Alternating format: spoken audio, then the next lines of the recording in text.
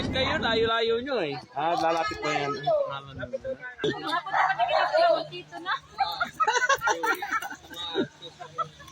L I G H T L-I-G-H-T. We are the light of the world.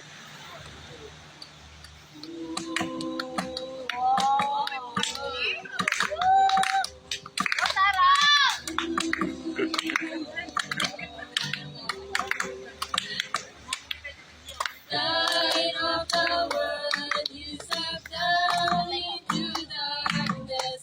Open my eyes, let me see.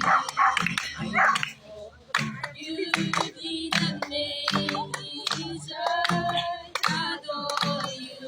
Hope of a life and leave you.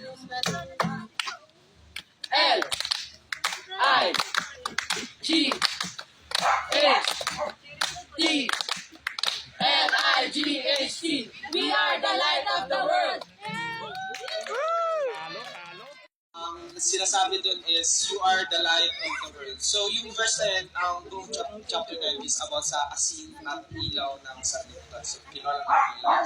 And yung ano namin, yung banner namin, kinuha namin, nagre-represent siya ng fire, which is yung king natin. And kaya come up kami dito sa light kasi kahapon yung main event talaga natin is yung pagsindi ng torch. And based doon sa pag-aralan namin, yung nakuha namin na lesson is kailangan natin maging ilaw. Hindi lang yung apoy, kailangan maging ilaw talaga tayo sa libo. Amen.